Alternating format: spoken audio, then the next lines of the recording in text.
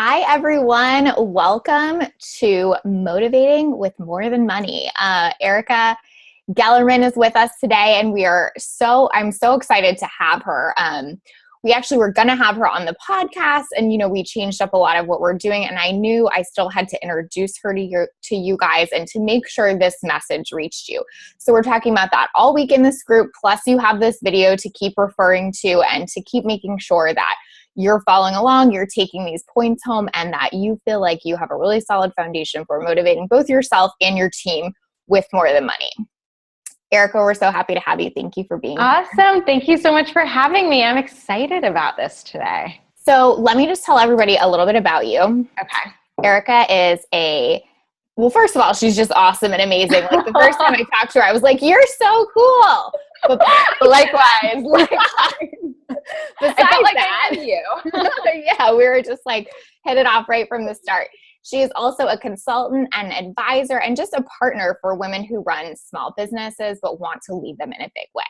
She really helps business owners to scale, increase their profitability, and build the rockstar team that is actually going to move them forward faster. She has her MBA with a focus in marketing strategy from Duke and her CPA license. I didn't even know that. That's so awesome. I hide it. You're like, yeah, that part. Yeah. She's also been featured everywhere, like Forbes, Daily Worth, the Huffington Post, the Every Girl. I just stalked her on the Every Girl Snapchat the other day.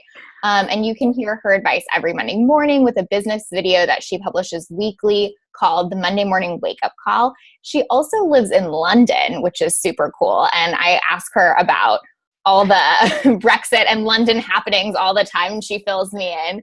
But she is from San Francisco, so she's, has her heart here with us. But we are so excited to introduce you and get everyone to know you more and know like the strategies you use to motivate without money and help women build their businesses. Awesome. Well, thank you so much for having me, and thank you for such a warm introduction. I'm very, very excited to talk to you and your group and your community, because it feels like every time I've jumped in there, it feels like such a warm and inspired group of women and possibly some men. I haven't seen men yet, but we don't have men yet. Yeah. I try to, I don't know. I mean, I guess that's a possibility, but yeah, we don't have them right now. Kind of trying to keep it really, available to be open and warm and all the feelings, right? Yeah. I did a live stream the other day. I don't know if they did that as much. I missed that. Oh, it was accidental. That happens. All right. So one thing that we're really going to focus on today is motivating with more than money. But what we want to say initially and off the bat, and I know you guys have been hearing this from me a lot lately too. I think it was in my list recently. It's like, it's okay to be about the money. It's okay to not be about the money. Like there's nothing wrong with either. I think our industry judges that a lot, right? Like there's one camp that's like, talk about money all the time. And then there's this other camp that's like, I'm not about the money at all. I'm just about service. And you're like, can we just meet in the middle, right? I agree. And I think it's really important to know the money piece of things. And that's why I think it's important to talk about it and know it and know your numbers. And I'm such a big advocate for that, especially being a CPA. But I think the money doesn't necessarily motivate you. And there was a really interesting study about using money as a stick and as a motivator. And it actually, if you're using money to motivate yourself, it decreases your creative ability. And so, yeah, I thought it was a really, really interesting study. And so using money in your business and only setting revenue goals or only setting those types of goals, that's not going to lead you to have a really good night's sleep at night and feel warm and fuzzy as you're getting in bed. Yeah. I love that you said that, because I recently, I've been doing stuff with my clients called metrics that make a difference. So we obviously track money, list growth, everything. Metrics that make it. That's what I call it. Yeah. I call metrics that matter. There we go. Yes. So, but we track also stuff like how confident are you feeling? How impactful are you feeling? How successful are you feeling? All those other things, right? And specifically to them, if they have another why, or if why is more time with kids. Are you having more time with your kids? Are these other things happening? But money has to be part of that conversation too, right? It does, because without the money, your business really can't exist. But as I'm sure you all are aware, like being an entrepreneur, you go like this. And like the money is awesome when you're like at a peak. But when you're in those like low points in your business and you're not feeling very confident, the money isn't going to bring you back out of it. Focusing on money isn't going to get you there. But there are a few other things that research shows that are going to get you back and motivated and make sure that you're not just motivated, but you're really creative and innovative as well, which I think is really important. So tell me your thoughts on this, Erica. I think that like kind of what happens is at the beginning of our business, we are about the money and we almost have to be like, that sort of has to be like the driving factor. Yeah. Then what happens is then we like get to this point where we're making the money, right? And we're like, oh, what's going on now? Why am I not feeling as motivated? Yeah. So it's almost like, and then like you said, maybe we have a dip, right? And so then suddenly it's motivating us more, but it's like in these times where like, where we're at, where we want to be at, we have to have that thing. And then also when we're not making that money, like what is driving us to come back up? That's not just money. Is that how you see it going? That's exactly how I see it, especially in those low points. Like, you want to focus on like getting yourself out of them and getting the money that you need, but like just focusing on it is like studies show it actually impairs your ability to like pull yourself forward and pull yourself out of it, which I think is really interesting. It's so interesting. And I think it makes sense, right? Because you're doing it for like, how do I make this week? Not like, how do I do something really creative that people are going to want to buy, right? Exactly. And so that's one of the like first things that I like have my clients focus on. And they probably, when they first start working with me, they're probably like, oh my God, I have a vision. Like I already know what I want, but it is really like focusing on that bigger vision of what you want to create and what you actually truly and deeply believe in. That is like the very first like foundational piece of like motivating with more than money. And as a bonus, having that foundation helps you scale your business easier, but it like really makes you go the extra mile. And like, it makes anyone who's working with you go the extra mile too. If you share that really, really important and deep vision for what your business is going to become. So it helps you stay more engaged too.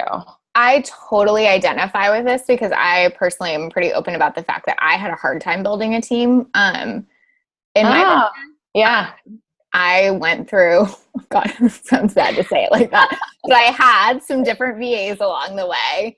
And that was a struggle for me. And honestly, one of the biggest differences now is like my OBM and my VA right now, they're like they see like they hold the same vision I do, right? Yeah. They're so in it with me, and that makes all the difference. It really does. Exactly. And because you can have your vision up here, and like I work with my clients to like journal and write it and like get it down on paper. But if you're not talking about it, like imagine that you and your OBM and your VA are all in a boat paddling. If everyone's kind of paddling in a different direction, you're not going to get anywhere. But if you all have that same vision, you're all like dedicated and believe and are really excited about it, you're going to all paddle in that same direction.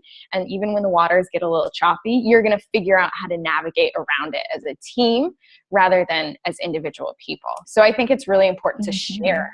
I share it with like everyone I can, not even people on my team. I share it with like my husband. I share it with my mom. I share it with like my bagel guy down the street.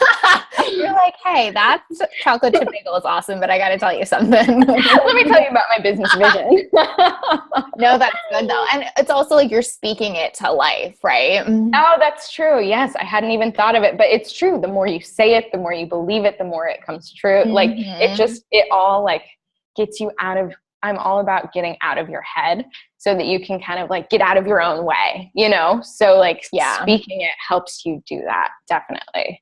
I love that. And I think also just, you know, when we're talking about like paying a team member or even paying yourself, right? It's really easy to get into like time for money, not like vision, or like effort equals growth equals impact, right? So it's kind of like stepping back from like time for money. Exactly. And when people feel like they're, one of the professors from my business school, Dan Ariely, did a study about people who feel like they're just doing tasks over and over, their motivation decreases and they want more money to do that job. But when they can start seeing like the fruits of their labor, and that's appreciated, and they understand what it's all amounting to, they don't need as much money to do better work, which I love that. you know, yeah. So when you talk to your clients about like big vision, like what are their values? What do they want? Do you break that down? Like, do we make smaller visions along the way and then we're kind of hitting those, or what does that usually look like? Yeah. So usually I start with like a 3-year vision, 3 to 5, somewhere in there. Like, I don't try and get too specific, but somewhere in 3 to 5 years, like, where do you want to be? What kind of impact do you want to be making? What type of business are you wanting to create? And then set like 1-year goals. Like, this is where you want to be in 1 year. And then like continue to look at it and break it down like every quarter as you're like reassessing your business and where you want to go. And then once you feel like, oh, sorry. No, I was just going to say, I love that because honestly, like, I think starting backwards from like 3 to 5 years is really scary for some people, but it's actually cool because if you're not just saying 3 to 5, right? And then you're like, oh my God, wow, that feels so far away. And then you're just unmotivated. You're like literally working very much backwards from that place. So the motivation is there and you can actually see the possibility of it occurring, right? Yeah. And I think it was Peter Drucker who said, I think, or Bill Gates, maybe Bill Gates, we greatly overestimate what we can do in 1 year, but underestimate what we can do in 5 years. Gosh, you know what I heard that on recently, and maybe he took it from them, but the Tony Robbins documentary, I'm Not Your Guru. Yeah. But I mean, very possibly it was interchangeable. Like one of them said it or he said it and they used it, but yes, exactly. Like, so true. Yeah. And I think that before I have my clients set their 5-year vision though, like it's a process. You need to like think about it, journal about it, write about it, like really like discover it. But then you can set that, like, where do I want to be in 5 years? And it feels so much more attainable, like you said, once you start then working backwards to it. I think this probably goes into your next point, but it's worth asking now is like, so I think sometimes when we look too far ahead that it can get us like I have this thing I call a freedom filter, right? So if I like ever feel like I'm like losing some freedoms, I get a little bit anxious. So I think it's almost just like that's your goal and you're working toward it, but like you have so much autonomy. Like that's the point of being an entrepreneur is that you get to like, you could change that tomorrow and it's fine, right? Exactly. Your business can completely change. Like just as long as you're going somewhere rather than doing random things. But that does totally get into my next point about autonomy. And that's something that really motivates you in your business because we're so like conditioned to ask for approval. So like think about like being in school, like asking your teacher if you can do things, or like being out in, you know, the workplace in the corporate environment, if that's where you work, like you're always asking for permission. But that, and like in a box, right? Yeah, yes, exactly. But autonomy, if you really like bring it into your business, it's the freedom to like discover and learn and play and do different things and really create businesses that are unique and special and innovative rather than like keeping yourself within that box and living this little business life. Like giving yourself that freedom is really, really motivating. And I think it's what a lot of people miss, especially when they jump right into starting a business. They're looking around at competitors. Like it's almost like looking for approval. Like, oh, well, that's how they structure things. That must be the right way to do things, instead of like taking a step back and figuring out like, well, what if I try this or do this or think about this? And that's when it gets really motivating.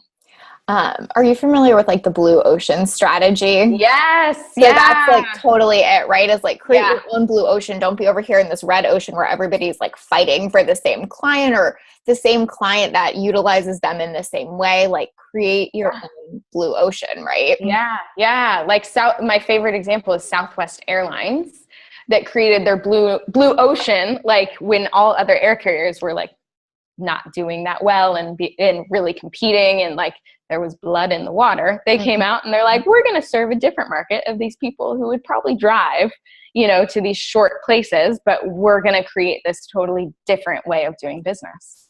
And it worked. Absolutely.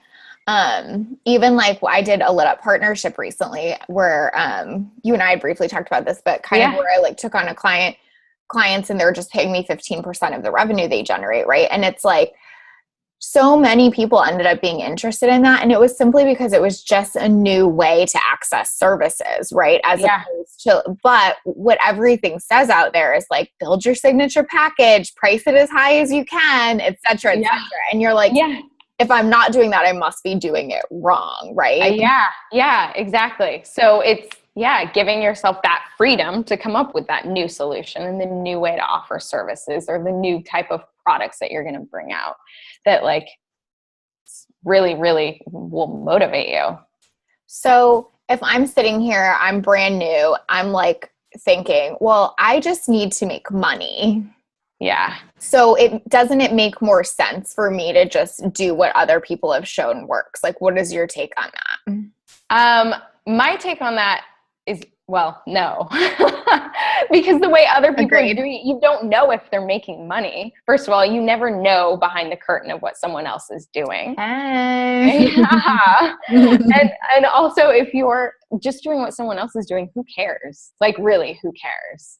I think the best thing that happened to me when I was starting my business was that I was so like green. I had no idea what was going. I didn't know what like the internet was. I mean, that's not true. but I really did. I didn't know there were these Facebook groups. I didn't know all of this existed. And so I just kind of like went out and got my first client. Like, hey, I think I could do all of this for you. Here are some ideas. Will you meet me for coffee? That'd be great, you know?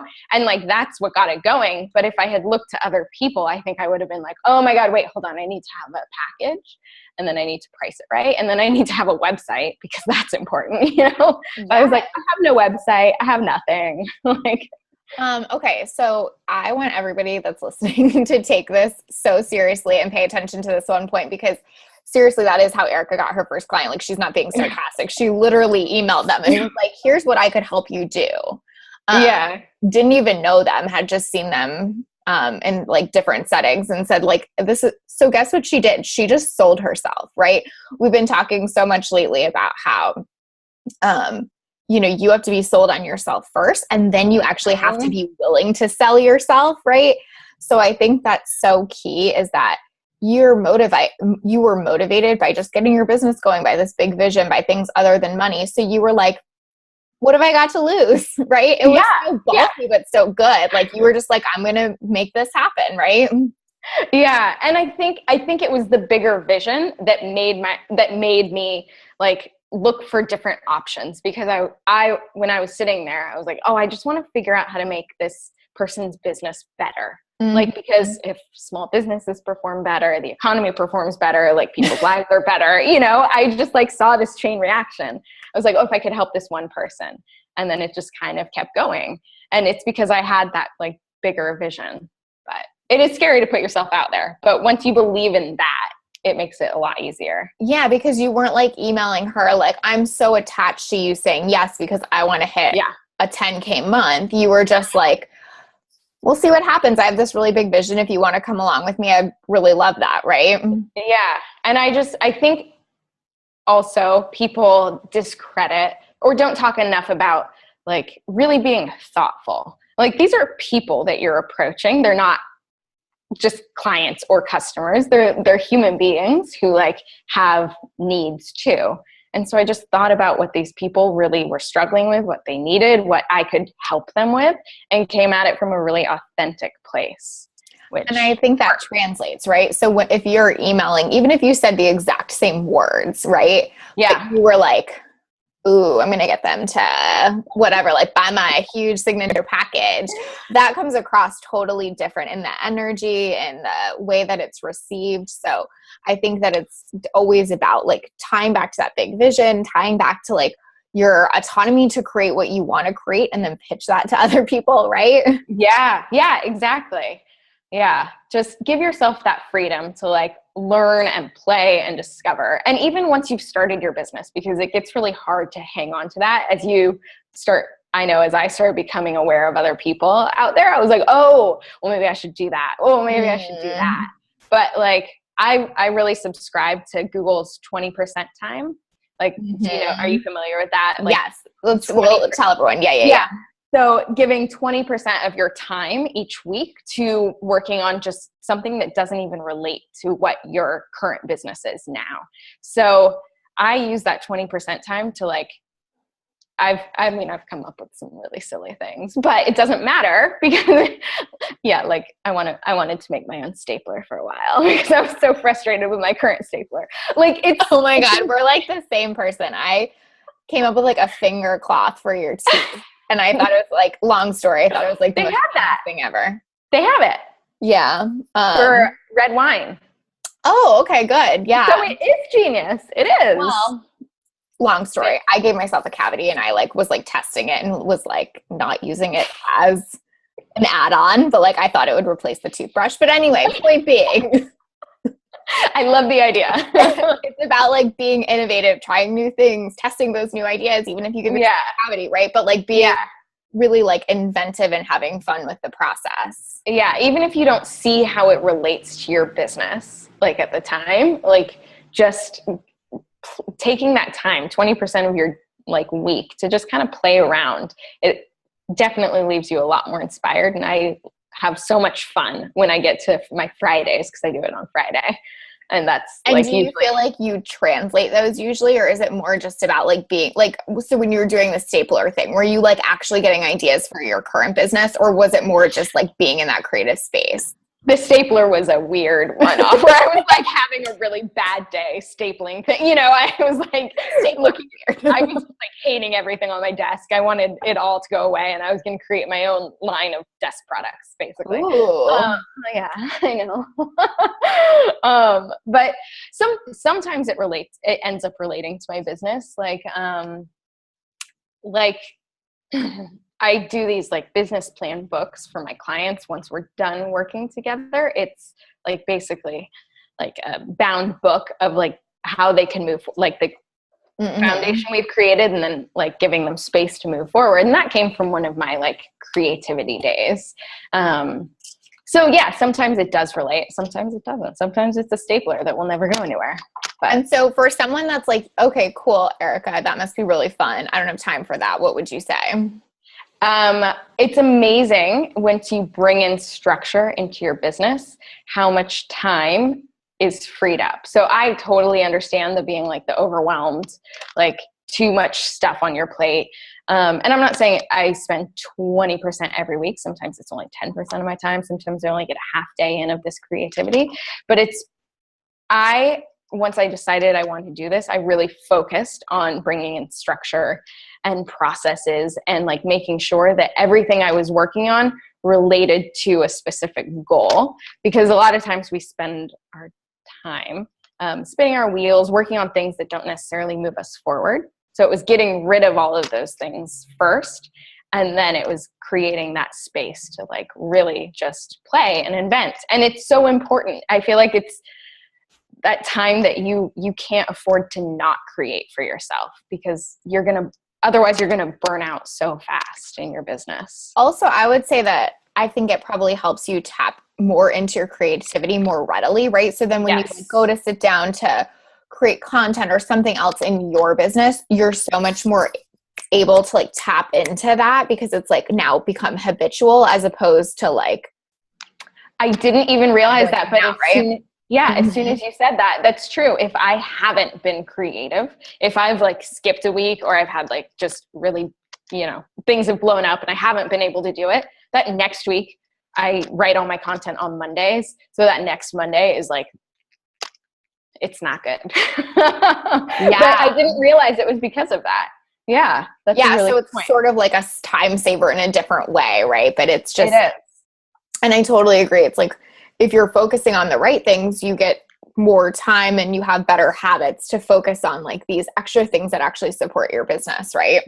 Yeah, exactly. Yeah. Okay. So also motivating is like, if you're doing the right things, you're working toward your vision, you get to add in time for other things that you care about, because again, you're autonomous. You get to do what feels good to you. It doesn't have to look a certain way, right? Yeah. You don't have to ask for permission ever.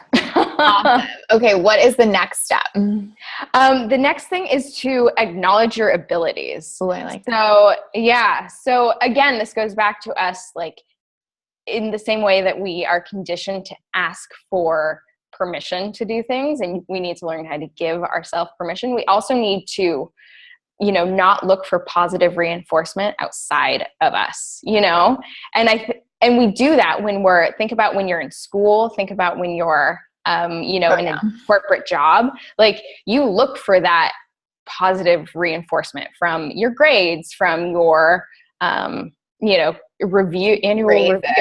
Money review.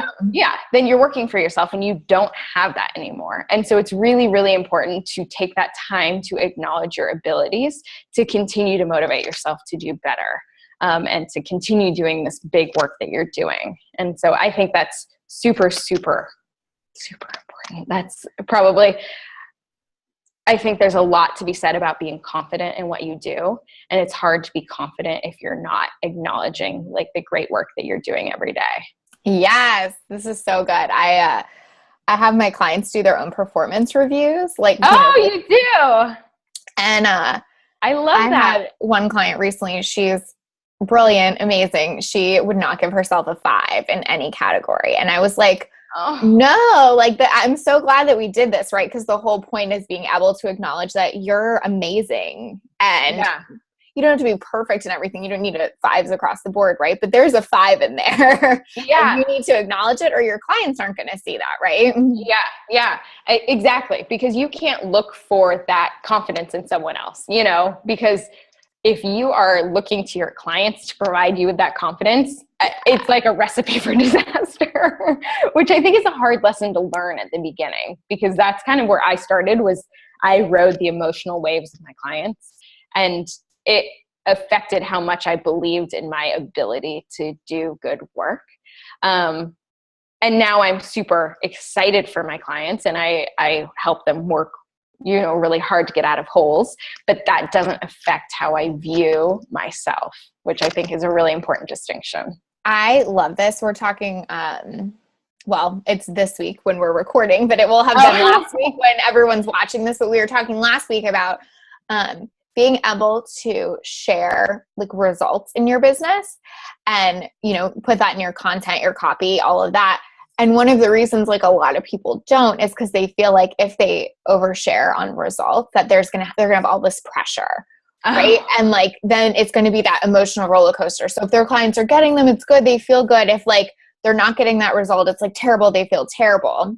Yeah. And so it's like all this pressure. And I think it's exactly what you just said, is kind of like being there to support them no matter where they're at in their business, whole or high, right? But not like being so in it that you're not like a good partner to them. Exactly. Because if you can't like maintain like stability and clarity and help them see their way out of like, whatever's going on, that's what you're there for. Like if you aren't keeping that level head, you're not going to be able to help them get out of it. And how do you keep that level head, right? Oh my God, you know that you have these abilities. Yeah. I want to start doing my own performance review. Mm-hmm. I think that's such an awesome idea.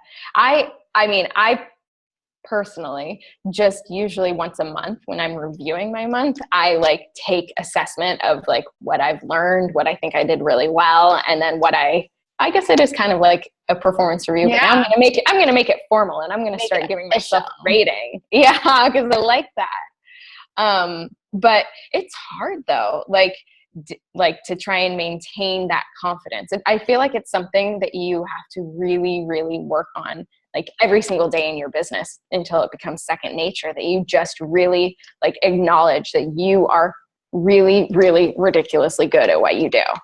Also, I think, just like this piece always comes up for me personally, and I think I see it everywhere in business, right? But it's like self-trust. So not only am I good at what I do, but I like trust that if it's something I'm not perfect at, I can find the right resources or get better at it, or, use a strength in a different way to accomplish it, whatever it is, right? But like that trust in yourself that like you have the ability to always figure out the answer. Exactly. Yes. And that's a very important ability to have. Definitely. Whereas like you were saying when we were in corporate or in school or whatever, it was like somebody else had the answer. Yes. Right? So if we couldn't figure it out, we went to our boss or our teacher or whatever. And when we're entrepreneurs, we're like, I have no one to go to. Yeah. Trust myself to figure it out, right? Yeah. Or even when, I don't know if this happened to you when you, in your corporate or nonprofit life, but when you would like go to try and solve something and then you'd be told it was outside of your job description. Yeah. You're like, well, but okay, fine. And so you learn to, like you said, stay in this little box, which is not helpful when you go out and start your own business. It won't keep you motivated. And if you had that experience over and over again, like your self-trust probably isn't there. You're like, oh, that's outside of my scope, or that's not where my strength lies, or whatever, right? Yeah, exactly. And in some ways in entrepreneurship, like you kind of have to have a lot of strength and figure out like how to use them across the board. Like you can't just be really, really perfect at one thing, right? Yeah. There was one interesting point that I think I brought it up at the beginning about people when they don't, maybe I didn't, people when they don't feel like their hard work or their capabilities are being acknowledged, they want more money to do the things that they're doing. And so if you're not acknowledging, your hard work and patting yourself on the back, it's going to feel like you're going to want more money. It's going to feel harder than it is. And it's going to like shift your motivation to the money side, which then decreases what you can do creatively. Oh my gosh, I love that, because here's like a trend that I see a lot in the coaching industry is like just price raising like crazy, right? Like just raising prices so fast that it's like startling sometimes. And, I think based on what you're saying, based on like just what I've seen, like it's almost because like that's like how they're motivating themselves. Yeah. They're like, okay, now I have to add more money because it has to feel better, right? Like it has to feel better. And it's not necessarily because for any other reason than like that, like almost that rush, right? Yeah. That motivational rush. Yeah. And well, I do think people should always strive to make, money. I'm not saying totally. But you have to acknowledge your abilities and feel really fulfilled with what you're doing and how you're able to deliver that value. Right. And then not feel like prices if you want. Yeah. Like that has to be completely independent, has to match the market. It has to, all of these other things, right? Yes. Not just like, well, I'm feeling a little stagnant. So raise my prices, right? Yeah. I'm getting a little bored or I'm not feeling appreciated. So let me go find some higher paying clients so that like I can feel better about what I do. I love that. I think that's so good. So yeah. And if you were tied to like your bigger vision, being innovative, looking at your abilities, giving yourself credit, celebrating your successes, you wouldn't need that rush necessarily in that way, right? Yeah, exactly. So yeah, that's kind of how I see the whole motivating with more than money coming together, is with all those things that you can bring into your business and know that money is important, but it's not everything. It's not the thing that's going to get you going in the morning or get you through those down points. The other thing that I'll add too, and on these like topics, is I also think like for motivating without money, it's like noticing what things are going to give you a business long term, right? Yeah. So like just because you've made money once, it doesn't mean you can continue to replicate that forever, right? But if you've got the self-trust in place, if you feel really confident in your abilities, those are the things that actually give you a long-term business. Like when you hear about the people that like lose their multi-million-dollar business and then build a new one, they didn't do that because they've made money. They did it because they've developed all these skills that help them be a moneymaker, right? Yes, exactly. Yeah.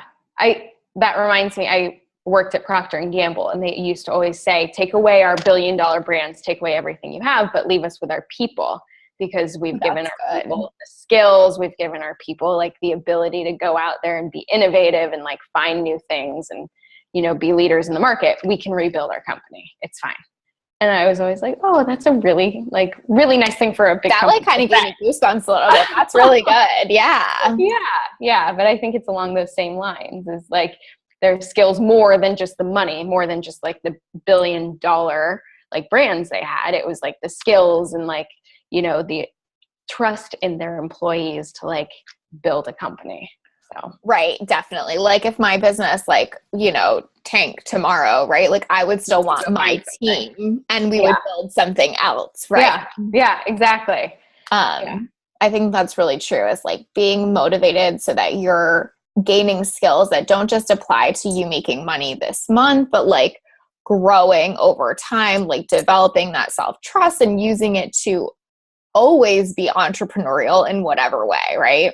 Exactly. Yeah. Amazing. Cool. God, I feel so motivated just talking like, about it. Take over the world today. More. It reminds me of that, you know, that Pinky and the Brain thing. And it's like, what are we going to do tonight? The same thing we do every night, try to take over the world. I'm like, ready to go take over the world today. Okay. So let's just kind of recap for everybody. I think one of the most important things that, or most interesting things that you said is like, we actually lose motivation, not gain, when we're focused just on the money. Huge, right? Yeah. So all of this advertising and marketing that's like, make 100K in 100 minutes, like cool, but like you could be losing motivation when you're only focused on that, right?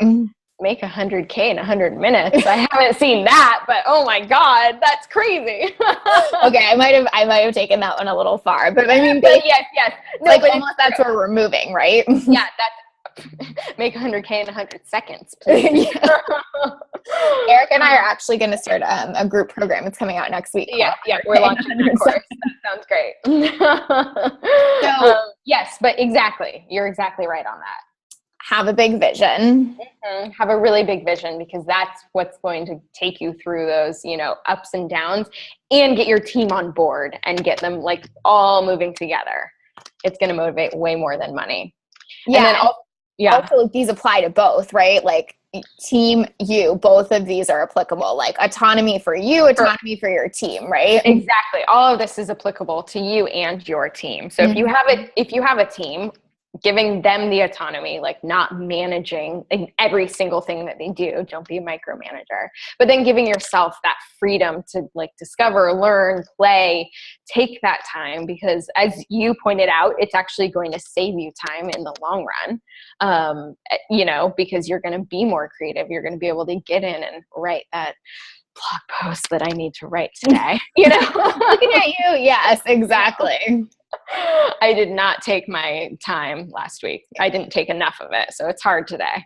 And then so good to see that though, right? And you're like, oh, it pays off. It really does pay off. Wow. I didn't even know. So yeah, giving yourself and your team that autonomy. And then the last one is like really just recognizing and believing in your abilities. And I'm bringing that performance review into my business because I just think it's so important. I'll send it to you. Thank you. Awesome. Yeah. Oh God, I'm going to give my performance review today for July. I don't know how I'll do, but but just bringing that into your business so you can create that like confidence in yourself and not look for it in other places and other people, like really believing and trusting yourself that you're creating something. Ooh. We're like almost out of time, but I have to ask you this because I know that this is going to be a question people are thinking when they watch this is then, so like, how do you use coaching? Like, how does coaching fit into that, right? Like, because I know that I say a lot of times, like, trust yourself, all the answers are within you. And people are always like, well, then how does that relate to coaching if I have all the answers, right? So what's your take on that? Like, we're acknowledging our abilities. We don't want to look for answers outside of ourselves, but then why do we need a coach? I mean, I look at it as you don't want to look for approval outside of yourself. You can look for answers all over the place and get inspiration everywhere and get other people's, points of views and perspectives and have somebody help you along the way as you're discovering even things within yourself and pulling that out, but not looking to that person to like give you that gold star and pat yourself on the back and be like, you did such a good job today, because you have to like build that confidence for yourself. It can't come from someone else. They can guide you, teach you, show you new things, but like at the end of the day, you have to have like ultimate belief in yourself and work on that. Beautiful. I love that. And I would also say like, as far as like answers, right? It's like, yes, that's good, as long as it doesn't go against your intuition, right? Yeah, Like if exactly. somebody's giving you an answer and your gut's like, no, Yeah. being confident enough to be like, I hear you, but that's like not for me, right? And so if you're always looking for somebody else to like, reinforce that you have, You like want to make them happy. Exactly. You're never going to listen to your intuition. Ugh, awesome. So good. Okay, that was a great answer. I think that totally makes sense. So finally acknowledging your abilities, getting the support you need, but not looking to that person to, like Erica said, give you the gold star at the end of the day. Like, you did great today, right? But like feeling like they're helping you move forward in the way that you want and that matches your vision. Yep, exactly.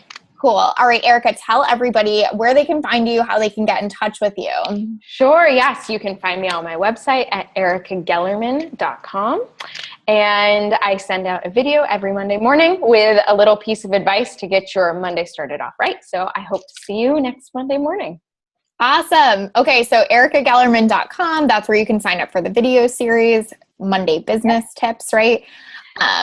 And Erica's amazing. You should definitely do that. Thank you so much for being with us today, for teaching us on this super important topic, and just really normalizing that, like, it's okay to want the money. It's okay to not want the money, but you have to have like motivation that comes outside of that, right? Exactly.